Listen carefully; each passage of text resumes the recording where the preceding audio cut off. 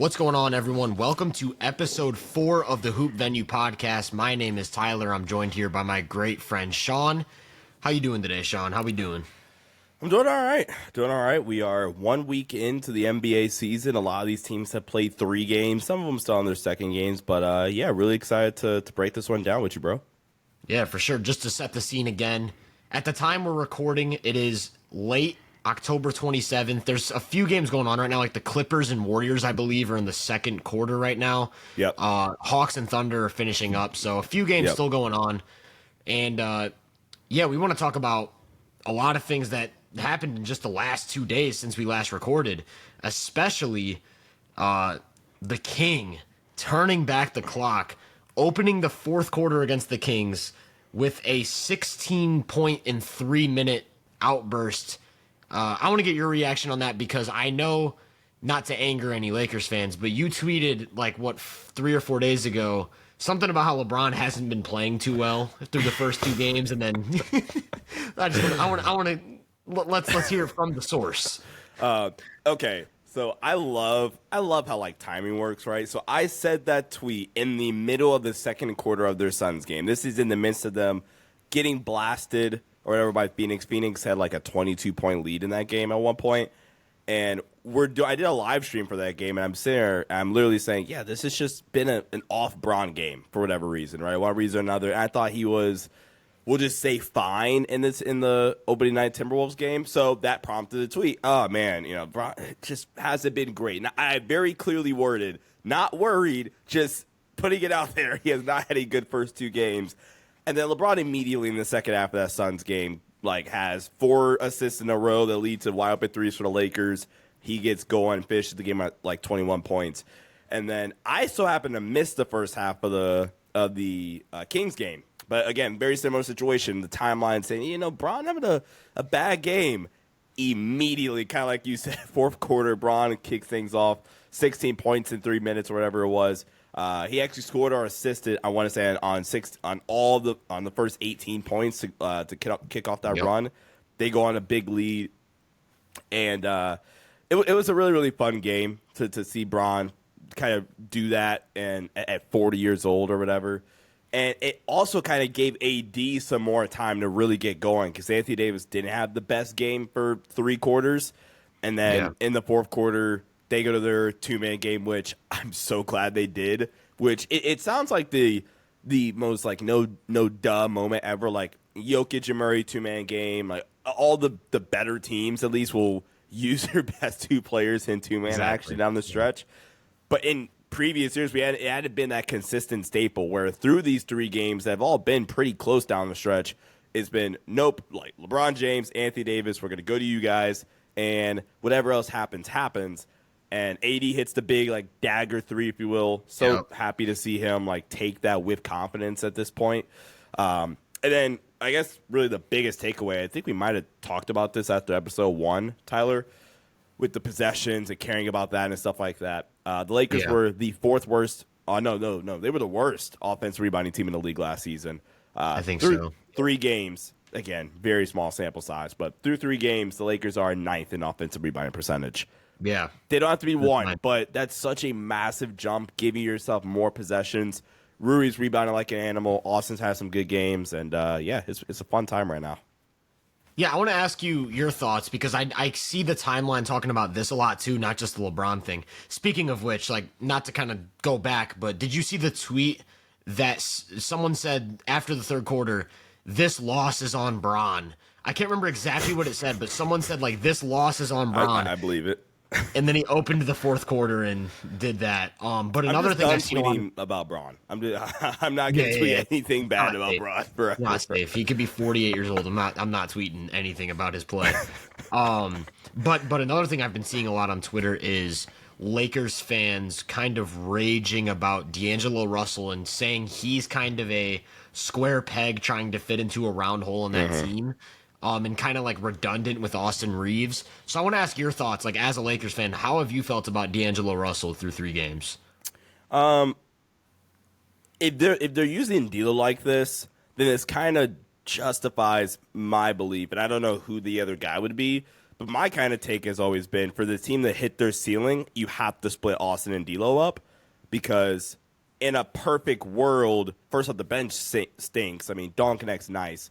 But, I mean, we get to like a playoff series and stuff like that, it just tanks your defensive ceiling, I think, having both of those guys together.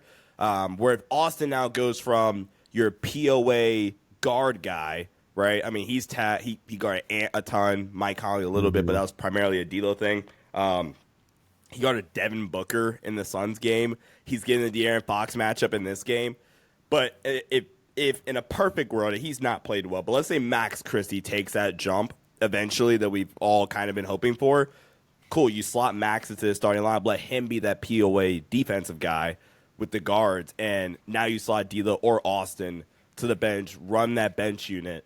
Now, locker room politics and things like that probably won't allow it, but for their ceiling, I've always kind of thought that was the case, especially with how they're using D'Lo. Like, D'Lo is probably at least fourth in the pecking order offensively. Like, Austin is clearly above D'Lo, where years past they've kind of been neck and neck in terms of like touches and volume and things like that. Where no, it's Austin. It's honestly quarters 1 through 3 is probably AD, Austin, Braun, and then the fourth you can swap Austin and Braun. But I mean, they're gonna get Rui his touches still, so that's kind of where I'm at with those two. I think if they're gonna use D'Lo like this, just split them up, and you can like use the best of D'Lo coming off the bench.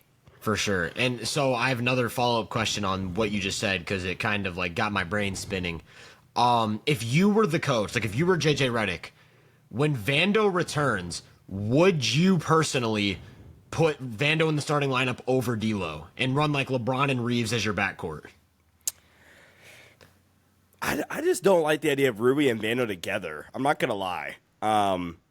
That's where I was kind of like worried about it. That was my one. Yeah.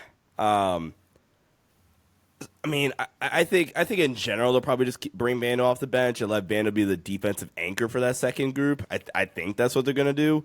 I mean, honestly, and this is super out there for it to be the third game of the year, but if there's anybody that's gonna take a starting spot, it might be Dalton low-key.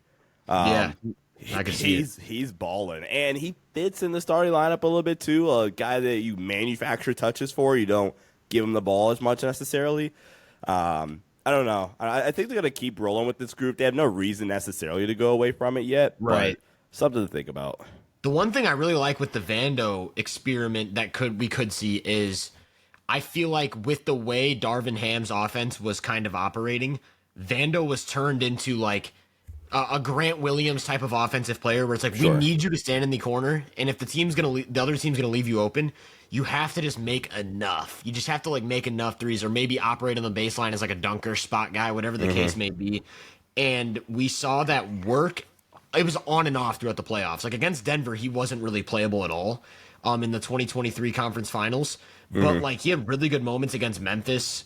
And it was like, I don't really know how to feel about Vando as like if you're trying to construct the best two-way lineup, because clearly they needed him on defense. The thing that makes it interesting to me now is the way JJ uses that second non-shooter, like when Jackson Hayes and AD are on the court together, like the way they'll spot him up in the corner for quick two-man action, or there was one play in specific that those dead corner handoffs. Yeah, those are, I love those, but there was one play specifically, I want to say it was in game 1 of the season. AD and Reeves, I think it was, ran a pick and roll. And Jackson Hayes was not all the way in the corner, but like floating around the mid-range area. And it like puts him in a position where he can make a read. It's like, if I see a lane, I can dive. If I don't see one and I get the ball, I can immediately go hand it off. And then Max Christie ended up with like a wide open three. He didn't make it, but it's like the roots are there. And that's basically because I think Vando is a very high IQ offensive player. Like, for all lack of skill, like I think he can simulate a lot of what Draymond does with the lateral action. And like, obviously Draymond's the most extreme example, but like Vando, no. I'm laughing at for all lack of skill point. I'm with you. I'm following. No, 100%. Yeah, no. But like Draymond's the extreme example. Vando is like, I can do handoffs. Vando's a pretty skilled passer. Like I think he's actually a genuinely good passer.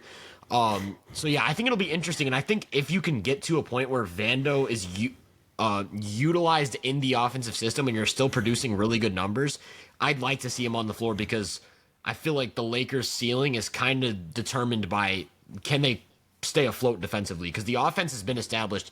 I think they had a top 3 offense for the last 45 games of last year. Yeah. And I'm pretty sure they're considerably better this year. So it's like maybe one of the best offensive teams in the league. Can you get enough help to AD?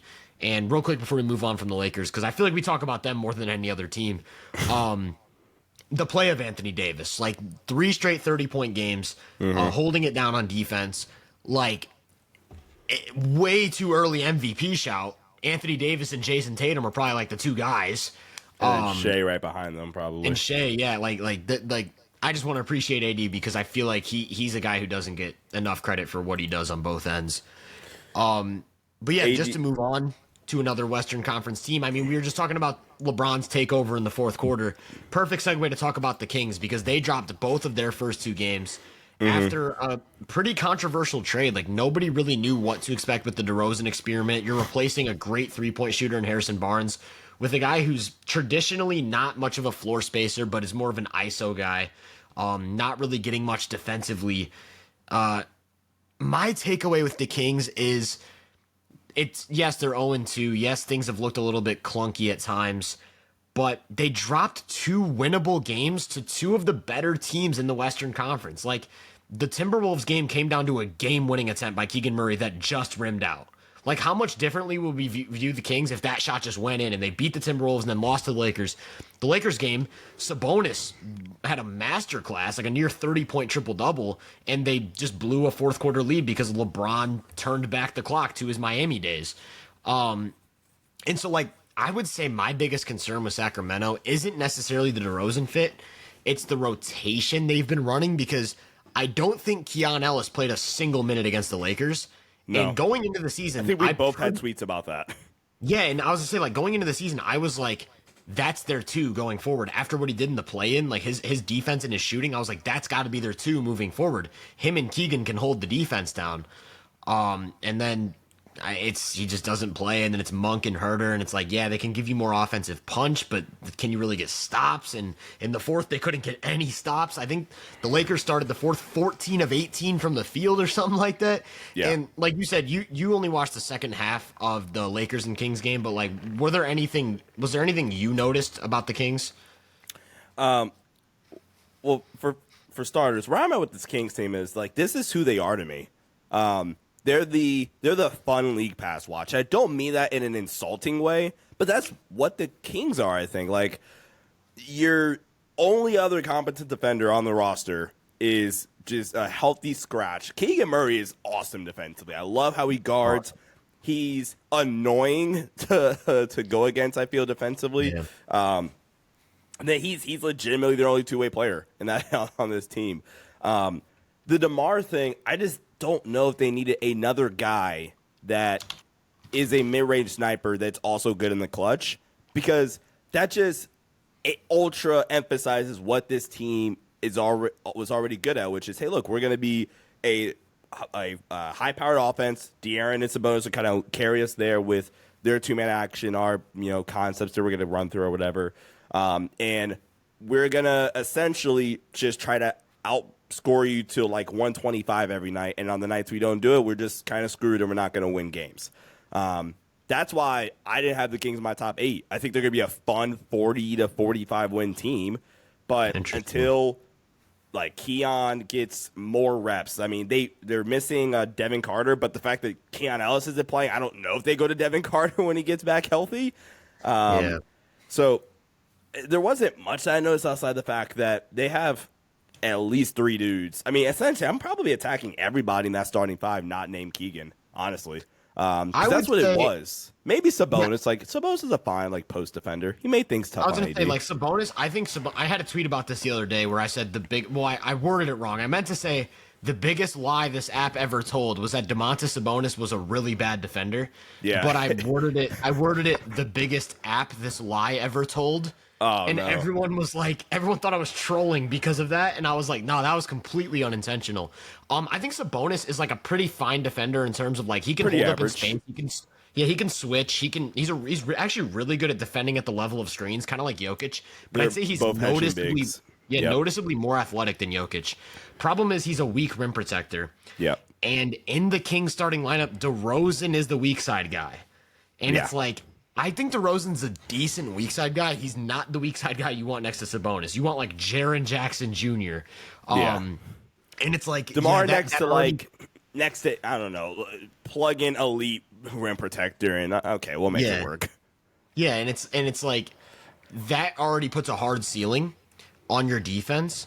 And then it's like, okay, what's your floor? I don't think Fox is a bad defender at all. I think he's got his weaknesses, but like especially the way he uses his speed and hands to just kind of like cause chaos. Like I think within a great team defense, Fox would probably look really good. It's just like when he's your number one guard defender, maybe not. And then it's like, okay, Keon Ellis should be their number one guard defender, but they have other offensive guys they want to go to, which doesn't really make sense to me because did Keon not prove himself when he shot 42% from three last year? Like, is that like, can we not get a bigger sample size to see if that's legit? Like, I think he's got some legit offensive punch to go along with the fact that he was one of the better defensive guards in the league. He's played 11 minutes total this season. He took in the first one two shot games. in the first game. One shot, 11 minutes. That's not ideal. And I think, like, when you actually look at it from top to bottom, like, if it's Fox, Ellis, Keegan, that's three defenders that I feel good about, especially in the regular season. And then it's like DeRozan's the weak point, but if you can just hide him as like the low man, I'm fine with it. And then Sabonis, like we said, probably average, maybe a little below average. But like, I don't look at it as a team that just has to completely sacrifice defense in the way. And again, DeRozan's replacing Harrison Barnes, and I don't think Barnes was a very good defender either. So the way I would say I'm a little higher on the Kings than you are. I actually view them as probably like a 46-48 win team. Now in the West, what does that mean? Does that mean they're still a play-in team? I don't know yet. Like we don't know yet. But like, I also think the Kings. A lot of the discussions around the Kings, like you kind of viewed them as like a fun play-in team. You didn't fully lean into the mindset of championship or bust. And I think that's how a lot of people view it. People look at the DeRozan trade as the non-needle mover that gets them to the championship, but maybe the Kings aren't trying to win a championship. Like when they traded for Sabonis, I don't think the goal was to win a championship. They were like the 3 seed, first playoff appearance in 16 years, and brought life back to the city in basketball. And so like I think that's what they're going for. I think the DeRozan move does very much give them a higher regular season floor compared to Harrison Barnes. Sure. And I'm still in on the Kings. I'm not gonna say like I'm all in, like they're gonna upset a team in the first round, but I think there's a lot to like there, and I think it'll just have some growing pains. Do we need 26 starting minutes of Kevin Huerter though? No, not at all. Yeah. And like I said, like I loved Huerter during that first Kings year. But I feel like a lot of teams don't know when to move on. And it was like Huerter had a really fun first year. Maybe he's not the best option going forward because, like, if you have Fox and DeRozan in the lineup, Huerter being your fourth guy, like, part of what made Huerter so good that first year is that, like, the Sabonis-Huerter two-man game was arguably their number one action, even over anything involving Fox. Yeah. And then it's like, once teams figured that out, why does he need to even be on the court? Why does he even need to be on the team? Like you have Sabonis, Monk, Sabonis, Fox. Like there's so many. Yeah. Sabonis, Keegan, hell. Like let's dive into that more. So yeah, I'm with you there. But yeah, while we're talking about Western Conference teams, another fun, interesting one. I don't know if you'd call them a play and watch, whatever, has been the Clippers, and I don't think anyone really knew what to expect with the Clippers because of the Kawhi question mark. But through 2 games, I think they've been one of the most fascinating teams, and I just want to get your, like, what are your thoughts on this new Clippers, James Harden resurgence, weird-looking team? Yeah, so I had a great time. I had my buddy Jamal Christopher on for my Clippers Power Rankings episode, and one of the questions we always get to in the interviews or whatever is like, hey, you know, who's the Clippers specific breakout player of the year? And at first, and he said Zubac. I thought the answer was gonna be somebody else. I thought like I don't know, Terrence Mann or whatever. I was like, oh really, Zubac? I was like, oh, I mean, what is the breakout like? Essentially, it wasn't because the name was super weird, but it's like, okay, what's the breakout though? And then you know after he said that or whatever, I kind of like looked back at stuff. And I was like, oh okay, I see it. And through the first 3 games, I'm saying 3 now. They're playing the Warriors right now. It's halftime currently. Zubac has been awesome. And seeing Zubac with the added touches now, especially since Kawhi is out, is even more fun. And I had a tweet about this after, that Denver game. That's probably like what the ceiling is. And I mean that in a good way. From like what the Clippers can look like on a night in, night out basis without Kawhi, and what Harden ball is going to look like, where Harden is dicing the defense up, being just a literal surgeon with his playmaking ability. And it goes back to literally what we talked about on one of the episodes, where do not put two on the ball with Harden. And the entire game, because Jokic is a predominantly like at the level hedging, like they still had him do some drop stuff, but that also doesn't work either because Harden is still he can get to the floater still. We saw a mid-range Harden to kind of ice the game even, I think, in the fourth. That's what Harden ball at its best, I think, is going to look like this year, where he's surgical with his passing. You have Norman Powell being the microwave bucket that he is, and the microwave been a little bit longer, went up for 35 in that Nuggets game. And then I guess the other thing you have to think about too, this is a Ty Lue team. They're not going to be like awful. So you combine that with Harden, Zubac getting the added touches and really, really performing at a high level right now. This Clippers team is like a frisky, fun watch right now. And it's not going to look like that all the times. Like there's going to be nights where you have the appropriate personnel and a good game plan that Harden's going to look pretty bad. And like Game 7 against the Celtics bad.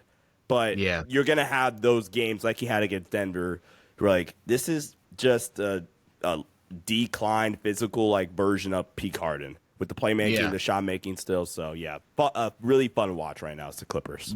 Yeah, I was gonna say they're to me like they've been my favorite team to just like discuss through this early part of the season, and I think it's because of not only the question marks surrounding them going into it, but just the way they've performed against two, again, Western Conference playoff teams likely. What I like the most about what we've seen is that usually it takes some time to get a sample of like different looks. But what I think is awesome is that we've already seen two drastically different pick and roll coverages in the first two games. Like Phoenix was heavy dose of deep drop, and it was like, we're going to give Harden all of that space. And he responded, like, he didn't shoot too well, but he was getting to his spots in the mid-range. He was playing cat and mouse with the big. Like, if you commit, I'm going to shovel it to Zoo. If you don't commit, I'm going to take this floater or this step-back jumper. And it was just really surgical, like you said. But then against Denver, it's two on the ball. Jokic is hedging, and he just diced them up. Like, whether it was skipping it, whether it was dribbling out of the double to find an angle to the wing. But what I especially like about them countering the hedge is the way Denver likes to play is they'll put Jokic on the ball and they'll have that low man already over. Like even before the action starts, like that low man is at the rim. And what I like so much about Zoo. Yeah, exactly. And what I like so much about Zoo is the fact that he's going to seal that guy and score over him every single time. So when Denver put two on the ball, Harden didn't have to make some advanced skip pass to counter the low man. Zoo would just seal him. He'd make the entry, and Zoo would have a jump hook or a little push shot over and over and over again. And it was like Denver had no answer for Zubac. He ended up scoring 24 points, 15 rebounds. He can make the extra pass. He had 4 assists, which most of them were either Chicago action, handoff to Norman Powell, or like that extra short roll pass. Like you said, I've been high in Norman Powell since he was on the Raptors. Just as an overall, like, I don't know if he really has a complete arsenal, but just straight up scoring. Like, he is the ultimate spark plug. Then he had that huge series against Phoenix in 2023. And it's like he can just score the ball. Yeah. So down the stretch of that game, you've got 2 smothered wing threes. One of them was like completely off balance. You've got him isoing Jamal Murray and getting to a floater. And it's like, yeah, this guy's a serious scorer. James Harden's a serious passer. Zubac is a serious big. This team has a lot to like. And then they've got athletic defenders, Terrence Mann, Derrick Jones Jr. Even Nick Batum at this point is still pretty solid defensively and a great connective piece.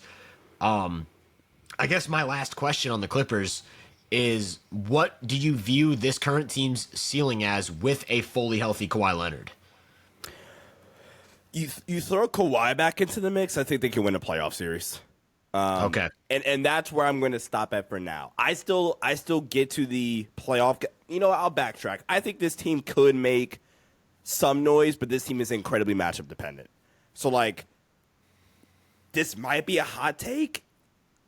They could beat a Minnesota, I think. That's a fine matchup, I think, for the Clippers. That's not going to – because Rudy's going to be a heavy drop big, obviously, in that series. And I'm basically thinking of matchups where it's not elite drop bigs. So, like, what's the team that switches a ton? Or, like, OKC has the versatility to switch a ton, right? Mm-hmm. Who else? Like, if they ran it to Golden State, that'd be an interesting matchup because Golden State can obviously just switch a bunch. Or any team that can switch a ton or have the versatility to do so. That kind of concerns me. Okay. With the Clippers. Like, I was going to say, like, it's unlikely to happen, but if they ran into Boston, they'd be bottled. Even like Dallas, Boston in 4. But I guess on your Minnesota point, I was going to say, I forgot to kind of do this in my little spiel about them facing a drop big and then a hedge big. They have yet to face an elite drop big. And because like Nurkic was dropping, but it's like a Nurkic drop is kind of It's not AD, it's not Rudy. Exactly. Right. Exactly. So it's like I wouldn't be surprised if they run into an elite drop big and they start to have some trouble like creating anything at the rim. That's fair. But on your point about like them being a little frisky in a playoff series, like James Harden has the potential to have those explosive games that can swing a series. Yeah, really, really interesting. I don't know what their feeling is. Like, you throw Kawhi back into the mix, then it gets a little weird. I do have some Harden stats for you, though, that I think it's interesting. Again, very, very, very small sample size. But through 2 games, highest usage rate since 2020, Rockets Harden. So we're talking still very much peak Harden. Most free throw attempts per 75 possessions since, once again, 2020 Harden. Right now it's at 10.2. That year was 11.3. Most mid-range attempts per 75 possessions in his entire career so far through 2 games or whatever it is. But he's also getting to the rim actually more than he has in the past few years. But again, like we've seen him against Nurkic and against Jokic. So we'll see what those look like. And on your Minnesota weeks. point about Rudy being a drop big, I do think it'd be interesting to think about because, like you said, kind of the way to bottle up the Clippers at this point is to have a switchable, like force Harden to play one-on-one. Don't give him any numbers advantages. I mean, at this point, with Harden's current burst, I would say I feel pretty good about Gobert consistently switching that matchup in the same way I felt good about Gobert switching on to Booker and KD against Phoenix in the first round last year. I don't know how you feel about that, but like I think Harden at this point would probably still score a lot in isolation, but with his lack of rim attempts and his lack of just burst in general, it's gonna make him a volatile scorer in a playoff series. That's how I feel. So I feel like it's like maybe Harden will cook Gobert every now and then. Like you'll have possessions where he makes him look like a fool, but I feel like the overall team offense probably wouldn't look too good in a series like that. Yeah, they play OKC on Saturday, and I'm really really excited to see that one. But for sure, the team that Harden and Zubac played and made them look like fools is the Denver Nuggets and the 0-2 Nuggets. So Tyler, should we worry about these Denver Nuggets? They're 0-2 so far. I'll be the first to admit that I was very very optimistic about the Westbrook trade. Or was it a signing? I think it was a signing. I don't remember. Or Westbrook trade, I think. Yeah, we'll call it a Westbrook experiment. I actually dove into like the specifics of how Westbrook has influenced the team stats of every team he's been on in the last few years, and then how that would translate to the Nuggets. And a few things I picked up on were obviously like more pace, more rim attempts, more short mid-range shots for Jokic. Because that's like his bread and butter, and that's like what Westbrook's probably the best in the league, maybe at creating at his peak. And it's like there were things to like, and then of course there were the worries, like the turnovers, the 3-point shooting or lack thereof, the rim finishing. Like, the rim finishing, which has deteriorated for the past 5 years. And so I think against the Clippers, I think he was 0 for 8. And it's like, this is kind of what I was worried about. And in my video on the Westbrook trade, I had like a whole caveat. I was so positive and optimistic for like 12 minutes. And then I had like a 1-minute caveat. I was like, there's a very serious chance that everything I'm saying is just wrong. It doesn't come to fruition, and this is a disaster. And through 2 games, I feel like that is what we're seeing, but I'm not ready to jump the gun. Like, we knew it wasn't going to be an instant. Like, when has Westbrook ever gone to a team and it was an instant fit? Even think about Washington. That took months before they really figured it out. Same with Houston. It took them trading Capella and doing all this weird stuff for him to be actualized in January when he had an explosive January. And I don't think Westbrook's the same player he was in those years, but I feel like there is still a pathway to where this could end up being good. As for the rest of the roster, the lack of shooting is just alarming, but MPJ isn't going to continue to shoot the way he's shooting. And it's like, I mean, Jokic did what, 7 for 10 from 3 in their last to you. yeah, I was going to say, I needed Jokic to launch that thing. I made a tweet about that. But, yeah, I think through 2 games, it's been very poor. The Westbrook experiment has been a complete failure, but there's 80 more games. I'm not ready to jump the gun. What do you think? I'm not ready to jump the gun quite yet either.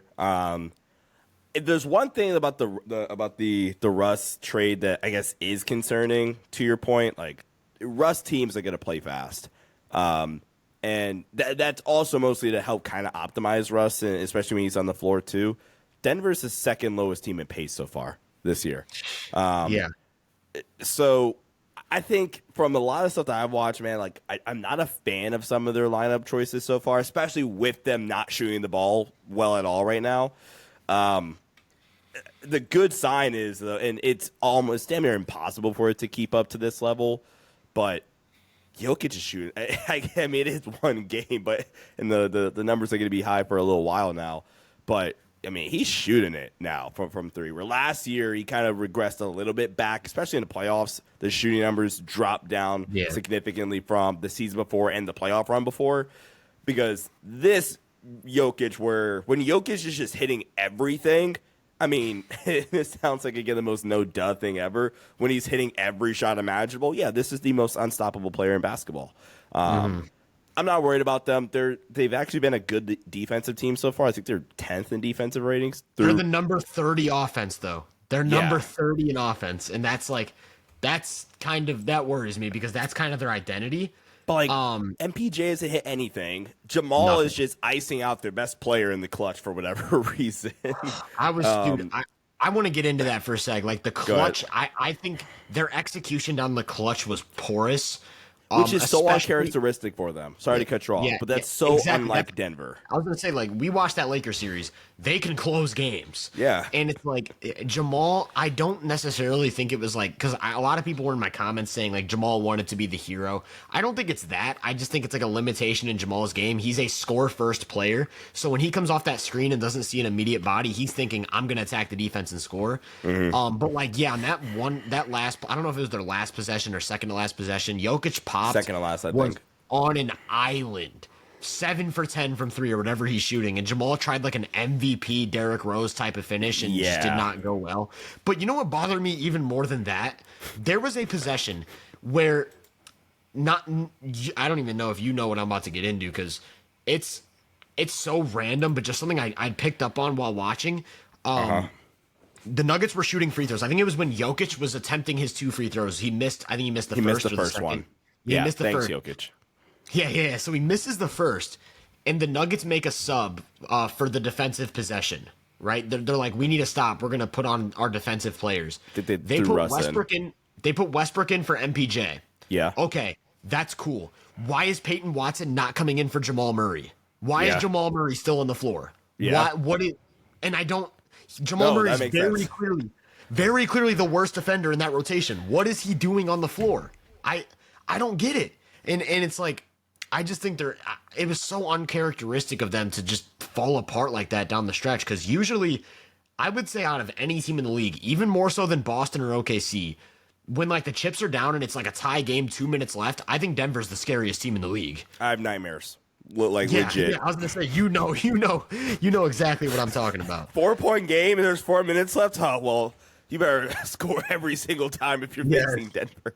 Yes. But to your point, like these kind of rotation mistakes, I think they need to get Julius Strawther way more shot attempts. He's only taken 2, and I haven't noticed anything in particular to where I could say like, hey, maybe they're just not. He's not shooting them, or they're not dialing him up enough. But I mean, their second best shooter if MPJ's like knocking down shots, and then if not, their best 3-point shooter. I mean, not named Jokic, I guess at the moment, is taking 2 3-point attempts per game. We gotta dial those up some more. I mean, again, shout out Christian Brown. I guess he's played well. He just isn't shooting well, which is again the kind of the thing for this whole team. MPJ's not going to shoot 18% from 3. Jamal, is there a point where do they regret the contract eventually? And I know we're really early, but kind of my take on the contract was, I mean, even if you do wind up regretting it, you have to do it because you just won a title a calendar year ago, and he's your second best offensive player. Yeah, that's kind of where I'm at with it. And it's like, because he's been there so long, he's been there, what, almost a decade? It's like, this is your second longest tenured player. I think he's second longest tenured player.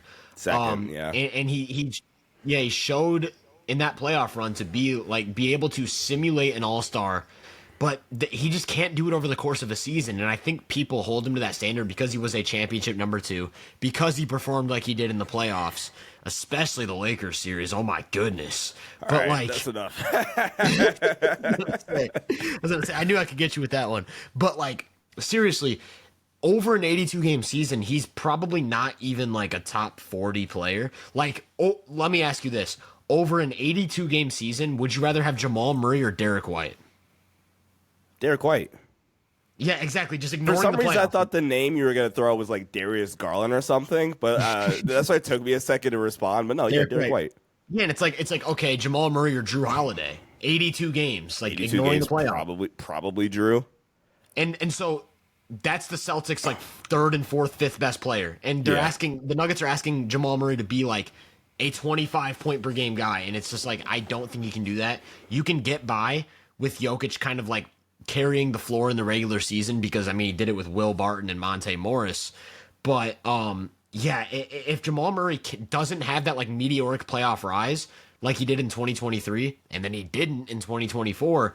But still hit 2-game winners on the Lakers. Thanks. Yeah. All right. After, like, shooting 5 for 18. After getting locked up by Austin Reeves, of all people. Yeah. Yeah, I don't know. I'm not out on Jamal Murray. I'm not out on the contract. You kind of had to do it. But I do think it kind of sucks that we're witnessing a player like Jokic, and it looks like there's a very serious chance that the best player he ever plays with during his prime isn't even an all-star. Yeah. Like, how many other all-time greats can you say that about? Like, I guess Olajuwon would be the other one, but he got Clyde Drexler eventually. Yeah. Yeah. And so it's like, will Jokic get a guy like that ever? I don't know. Dang, is that it? Really? Yeah. I'm trying to think about it. Yeah, that's the best guy he's ever played with. And not to throw shade at Jamal Murray, but like, if you look at any all-time great career, Shaq had Kobe and Wade. Kareem had Magic. LeBron had Wade, Kyrie, Kyrie, yeah. And it's like MJ, everyone has Scottie. played like other like damn near MVP type of players. Even Giannis at this point having Dame. Like, Dame's probably on a completely different level from Jamal Murray. And Dame had Middleton, who I would say not a completely different level from Murray, but I would say 2021 Middleton. Comparable. Yeah, and Drew Holiday too. Like we just said, we just brought up Drew Holiday. Giannis probably played with the best version of Drew Holiday, actually. Yeah. And so I don't know. And it's like, not to go on a rant about Jokic because I have that fandom in me. I'm a huge Jokic guy, but like, it does get your bother Jokic me. jersey for your birthday, I guess. Yeah. It does bother me, man. It does bother me that like it kind of feels like we're wasting an all-time great prime. Yeah. Oh, wait. Calm down. You don't want Swiper to say he's the best big of all time. I dealt with that over the offseason, man. I love my guy Swiper, but yeah, we go back and forth a little bit on the Jokic stuff. Even though we're both Jokic fans. Even though you guys are both Jokic homers. It's a completely different level, though, of like, I'm a Jokic fan, and then it's like, this guy really likes you. Yeah. But yeah, to switch gears, actually, like, kind of funny, talking about Jamal Murray, I think it's kind of funny to think about how much differently players get viewed when they're a number 2 versus a number 1. Because after Jamal Murray won that championship, I feel like it would be a hot take to say you're taking a guy like Trae Young over Jamal Murray because Trae Young's like, he's a number one on a middling team. I'd rather have a number two on a championship team. But then it spawns these whole like conceptual conversations where it's like, well, what if Trae Young was playing with Jokic? What would that look like?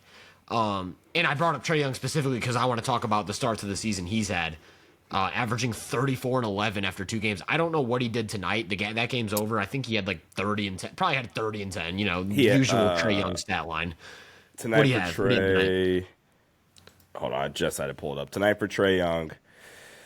Trae had 24 points, 8 assists. He did unfortunately have 10 turnovers. Yeah. And people talk about the turnovers for Trae a lot, but I think it's like a high risk, high reward type of thing. Steve Nash turned the ball over. Josh Allen thing. Yeah, exactly. I love the football comparison. Like, I think, I said, like, Trae Young is Josh Allen, where you just kind of have to live with the turnovers because that's kind of what makes him so elite. And then, like, Haliburton, who we'll also touch on, Haliburton is Justin Herbert, where he can make every single pass that Trae Young does make. He just doesn't make those passes to save, like, some of the turnovers and some stuff like that.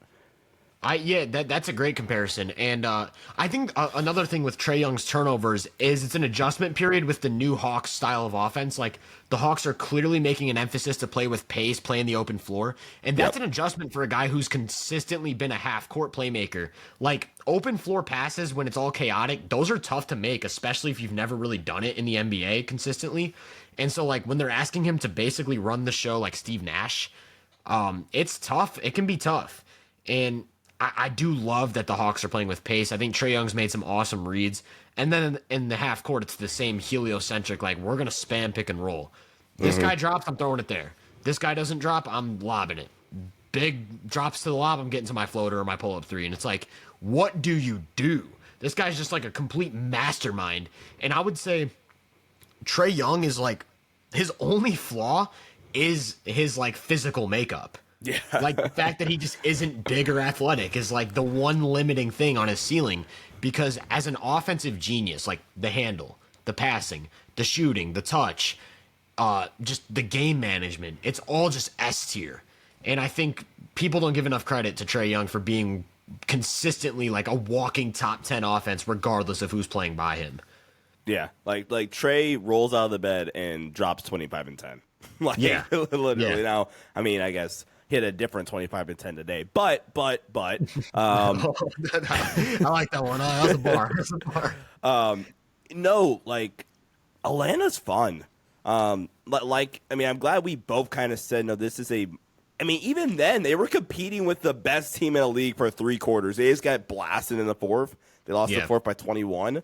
But they were battling with the best team in the league. And, honestly, one of the few teams that just have the bodies that can kind of frustrate Trae to, like, that extent we were forcing 10 turnovers. Like, we haven't watched the game yet or looked at how he, like, had those 10 turnovers.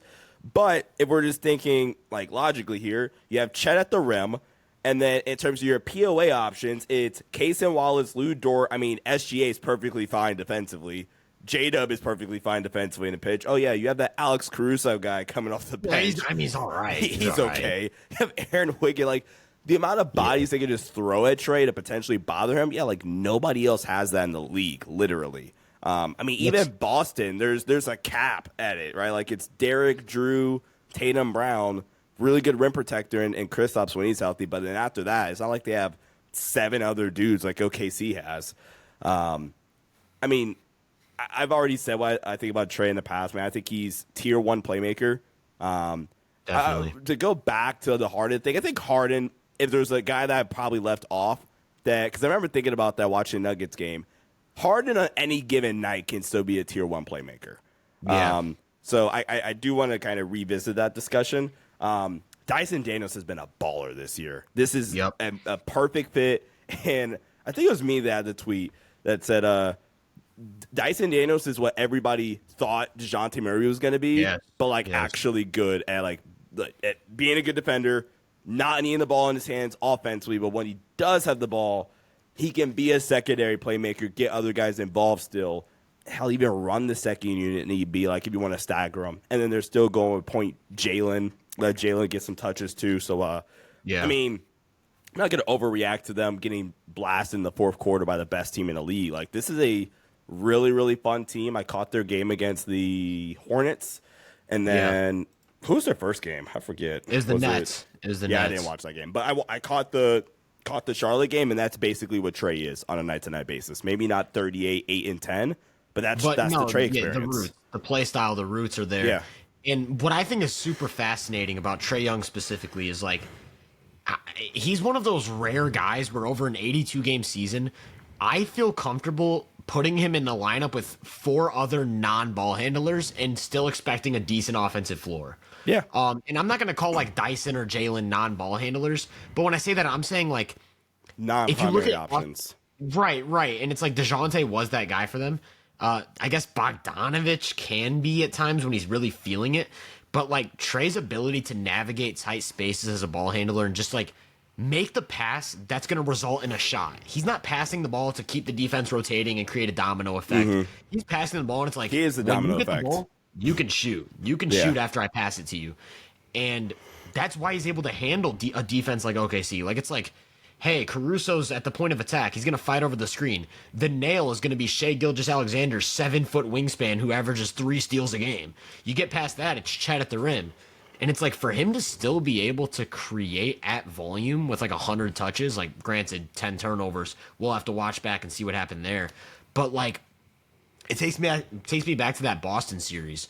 Like, it wasn't a super... I don't think Trae's ever going to be a high-efficiency playoff scorer, but it's like... It's like the Allen Iverson thing where, the efficiency might not be phenomenal. Same with Jalen Brunson. He's kind of in the same mold in terms of scoring. But, like, the ability to consistently create some sort of offense for your team, even if it isn't the most efficient, is just, like, it's just so valuable. And that's why he can drag a group like this current Hawks team. I don't want to say they're bums, but it's not a stacked roster. It's just not a stacked roster.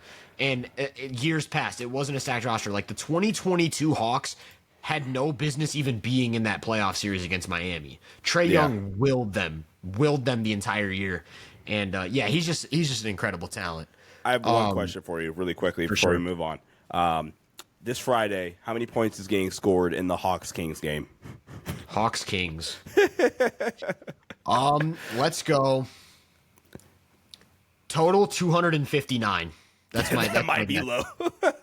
259 is my guess. I don't know what that final score looks like, but 259. I wonder what the over/under is on that. Like the line. It's gotta be. It's gotta be at least like 240s.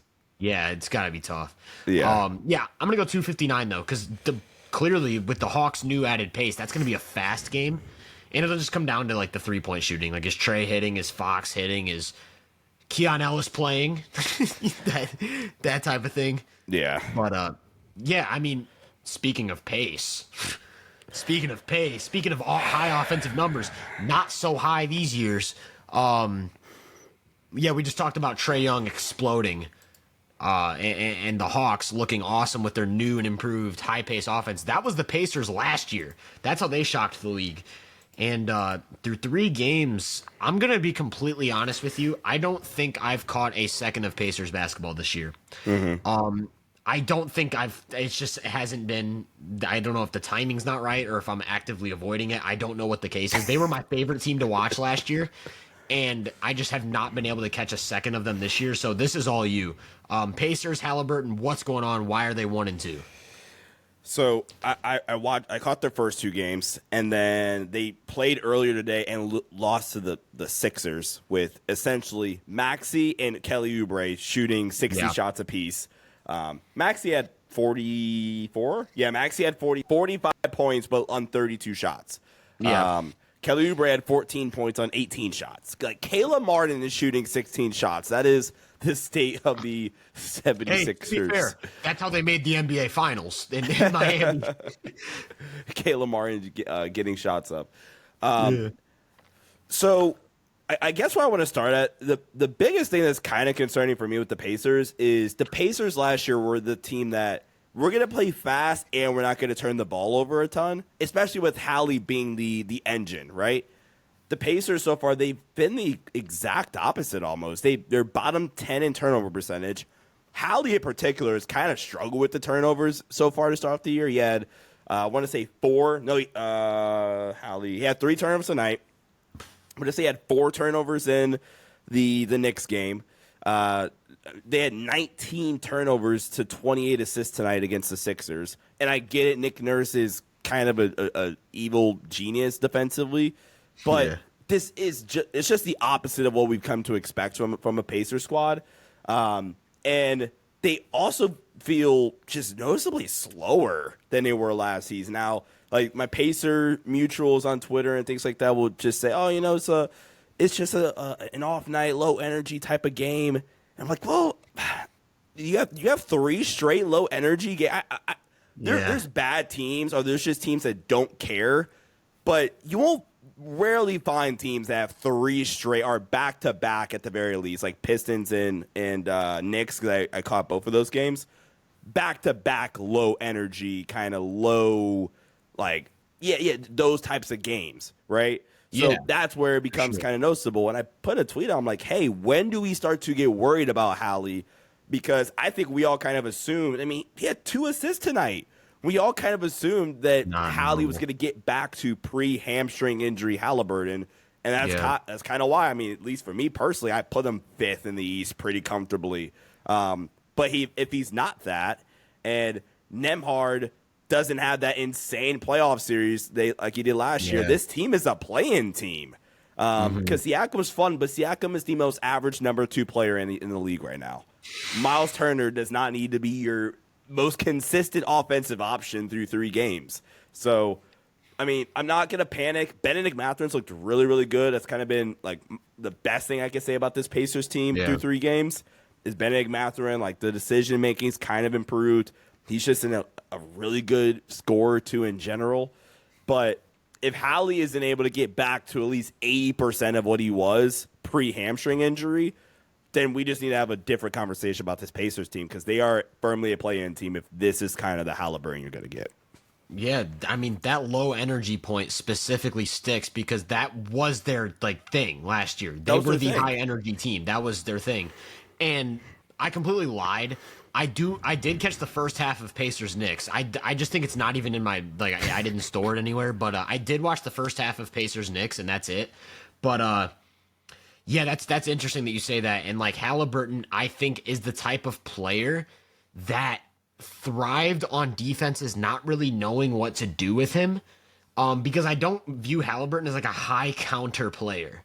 It's like, I'm gonna get to my pull-up 3 or I'm gonna beat you off the dribble. Rarely ever do you see Haliburton get beat up or try to beat someone off the dribble, get stonewalled, and then have a counter. It's always okay, now I'm going to kick it out and we're going to reset the offense. And because they play fast, because they move the ball, because they have so much offensive talent, it works. Haliburton can relocate, they can reset their offense in 5 seconds. And it's yeah, that works. But if it is it a thing, could it be a thing where it's every defense has seen this enough times that now they know what to do, now they know how to handle it, and you need some more scoring talent? I don't know. But and that's where Mathurin maybe comes in. That's. Sorry to cut you off. Guess what the Pacers rank in pace through 3 games? Listen, I'm gonna say. I mean, I assume it's dropped because you're asking me the question. I'm gonna say 11th. Keep going. 17th. Keep going. 23rd. Keep going. No shot, bro. 27th. Pretty close. 26. They are 26th in the pace. The teams lower than them are all teams you expect for the most part. Miami, Boston, Denver, New York. Those are the only teams with worse pace than the Pacers. Yeah, that's not a good sign. But it also is a sign that it tells me that, okay, maybe if they get back to playing like they did, maybe they'll be fine. Maybe they're just not. Maybe they're just not executing like they're supposed to, just coming into the season rusty or whatever. Another thing that I caught when you were talking about, this brings me back even to just the Trae Young conversation. Every time throughout this episode, you've referred to OKC, you've referred to them as the best team in the league. So are you concretely stating that OKC is better than Boston? Because it reminded me when you brought up Boston being at the bottom in pace. Is OKC better than Boston? The best team in the West. The best team in the West, I was going to say. I'm not ready. I'm not ready to give it, especially after the way Boston just dominated the first 3 games. I'm I I can't. I know I have OKC winning the finals, winning a chip this year, but I am gonna wait just a little bit before I fully, plant my OKC flag and say they're the best team in the league. For sure. I want to so bad. When do they play? We need to speed up OKC Boston. Boston and OKC. Yeah, I know. I hope it's a good game so I can make a video on it. Like those are like my favorite type of videos to make. Like the finals marquee preview matchups. Yeah. Yeah. January 5th is the. Dang, that's a long time. Yeah. That's unfortunate. We'll get a good sample of both teams heading into that game though, so that'll be cool. There we go. And probably Hartenstein will be back, so there'll be like a full team. I think that's good. But I wanted to throw a curveball at you before we get out of here. I told you I had an idea to piggyback off of Haliburton, and but I didn't want to throw it at you until like I could shock you with it. Yeah. We talked about Trae, explosive play. Haliburton, not so explosive play. Last episode we spent time talking about Cade Cunningham, LaMelo Ball. I think an episode Damian Lillard too. So. Like, I think you see where I'm getting at with this. I think so. I don't know what number I want to go with, but let's say, what are your top 7 point guards in the East? In order, like, this is finalized. You cannot give me ranges. Like, list them 1 through 7. We're making people mad today. Okay. Hold on. No, let me just get a quick. Okay, so, dang, Brunson. Okay, so I'm just naming the guys in my head right now. Brunson, Maxey, Cade, Hallie, Dame, Trae. There's like LaMelo. I mean, are we considering Derek White the point guard for Boston? Okay, so I was going to ask you that. Is it White or Holiday? Which one is it? I feel like it's White because White's. I feel like it's Derek White. It's got to be White. It's got to be Derek White. So yeah, we'll count Derek White. Okay, and then it's it's Darius for Cleveland. Who else? Like you got? Are we getting into Terry Rozier? Yeah, no. Like Jordan Poole. Like I'm just kind of. Is this a hot take? I might take Jordan Poole over Terry Rozier. That's not. I don't think that's a hot take, is it? I would have said it was a hot take before Rozier went to the Heat because Rozier was hooping for the Hornets. Yeah. But then once he got to Miami, it was like not so hot. So I don't know. That's a tough one, and it could just be like a situation thing. Yeah. Okay. Best point guard in the East. Hey, you want to know an even hotter take while we're talking about Terry Rozier and Jordan Poole? I would take T.J. McConnell over both of them. Yeah. T.J. McConnell was a starter for half the league. If you do not have an elite point guard, you need to consider having T.J. McConnell. Yes, I'm glad we can agree on that. Okay. Jalen Suggs? Suggs is balling. He's been really, really good. Okay, hold on. I'm trying to shooter against the Milwaukee Bucks. I mean, a dead shooter against the Bucks. I mean, against their POA defense. Yeah, Emmanuel Quickly. We've got some hoopers in the East. But you got to give me 7 in order, and this is final. You can never change it. Oh man. Okay. So, if I am picking one point guard to start my team today, I think I'm taking Trae 1. Especially with like the start of the season. Like, I'm just going to build around the heliocentricness. We're going to get two-way wings and like a good lob big, and we'll just say F it, check ball. 2, hold on. I'm trying to do this on my Dagon Notes app. Okay, 2, I think it's Brunson. Yeah. Fair. I think it's Brunson. 3.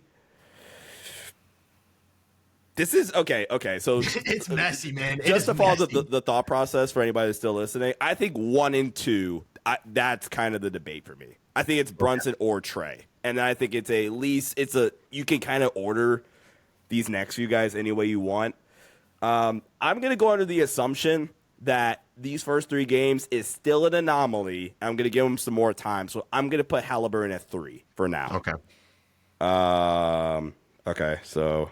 Dame or Maxey. I mean, or are you putting LaMelo with that group too? Dude, the East, it is tough, man. It is tight. I think I'm gonna go Dame because Okay. Like you put Dame on his own team again, and I think like as their one options if I'm building a team again, I probably trust the reliability of Dame, I guess, as that lead option. Then Maxey for me is probably fifth.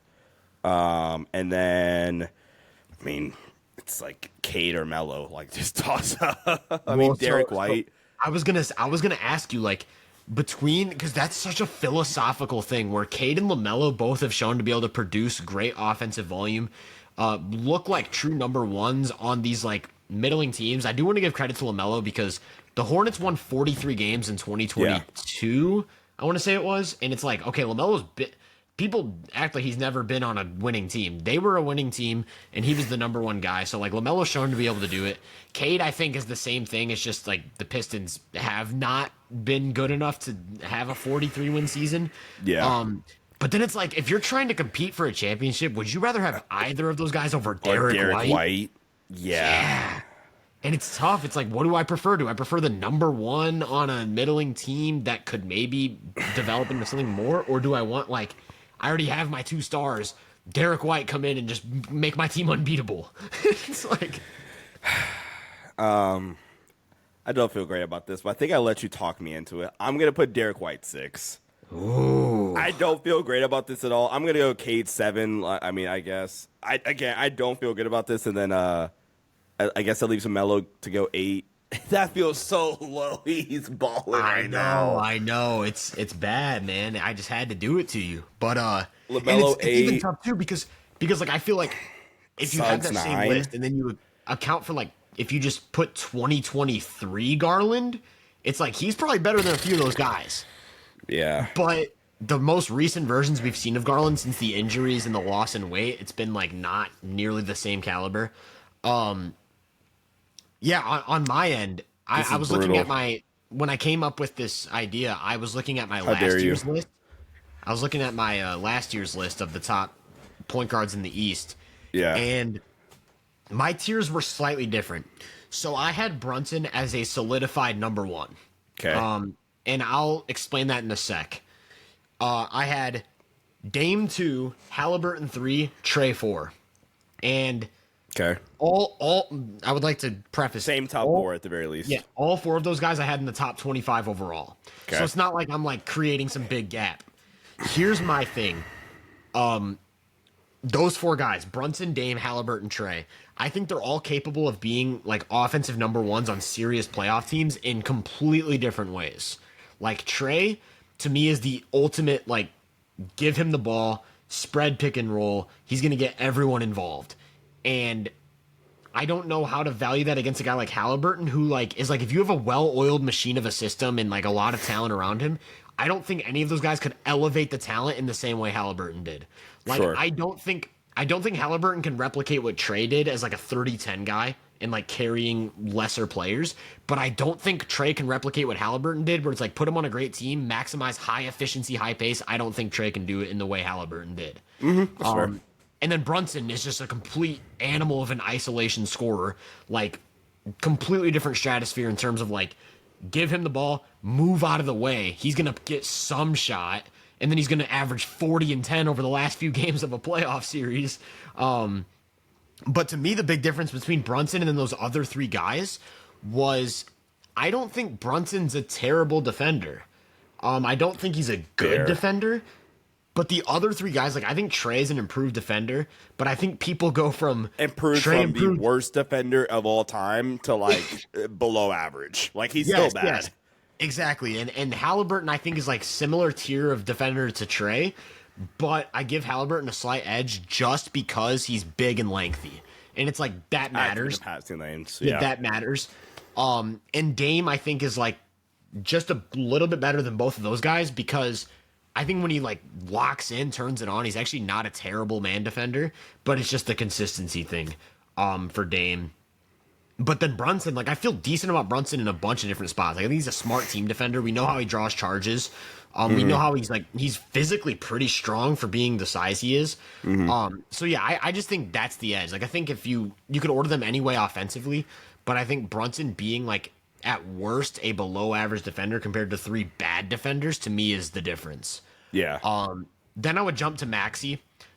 Tough one because I don't think he can be as good of a number one as some of the guys probably below him, like a LaMelo Ball.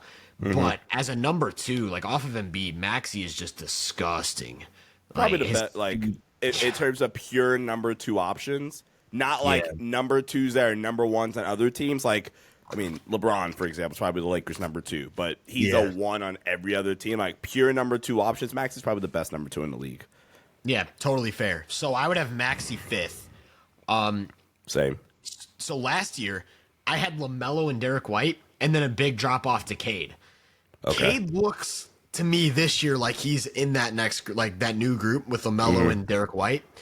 And I don't know how to go about it yet. Like, I don't know how to not overreact to Cade's box score numbers, knowing that they still aren't winning, but I think they could be if they had better talent. Like, I think Cade's a genuinely impactful player. And I think Cade at his like ceiling, like on a competitive team, I think Cade would look like a much better defender than LaMelo. Like I think Cade has a lot more of a defensive toolbox, even if it's not actualized because they need him to do so much offensively. And then it's the philosophical problem. It's like Derek White or these other guys who can carry more of an offensive load. I think right now, if I were ranking them, I would go Jalen Brunson. I'll go Trae Young just off the start of the season. Yeah. And I like too much in the start of the season. Yeah. Because I think if we're going last year into this year, that Brunson has to be one. And what's tough is like I don't want to overreact to having Trae jump from fourth to second after 2 games or 3 games after today, but like I said, they were already this close. It's like now Trae just gets a very slight bump and Haliburton gets a very slight dip. So I think I'm gonna go Brunson, Trae, Haliburton, Dame, Maxey, LaMelo. LaMelo. We also haven't seen LaMelo or Cade in a playoff series. Like how do their games translate? Yeah. I'm gonna go Derek White. I'm gonna go Derek White 6. And then I'm gonna go LaMelo Cade. And then like Garland or whatever. Suggs, but yeah, I thought that'd be interesting because we don't really we haven't through 4 episodes we haven't really done any concrete. I think I did my top 5 defenders in the first episode, but besides that, like we really haven't done like hot takes or opinionated things on like player rankings. So I just thought that'd be pretty interesting, and we ended up having like damn near the same list. Besides, you had Trae 1, I think, and then you had Cade over LaMelo. I had LaMelo over Cade. Yeah. But besides that, it was almost the same. Like, we both had Maxey, Derek White. We both had Dame 4, I think. Yeah, and then Haliburton 3rd. So yeah, pretty similar lists, but that's gonna wrap it up. Unless you have any last thoughts. No, this was fun. Looking forward to episode 5, and I appreciate you guys. Yeah, man. Follow us on Twitter. My name's at Tyler Britton _. His is at Sean _Davis without the S. My main man Sean Davey over here. Make sure to subscribe to us on YouTube. The Hoop Venue main channel is my channel. His is the Sports Headline Show. Is that what it is? Sports Headline Show? Sports Headline Show, yes, sir. Sports Headline Show to find Sean's other content. Follow Hoop Venue on all platforms, Instagram, Twitter, whatever the case may be, TikTok. I've been uploading highlight reels under the name Hoop Venue, so that's pretty cool. But yeah, appreciate everyone who's still here listening. Hope you guys tuned in for episode 5 and enjoyed this one. We'll catch you guys soon.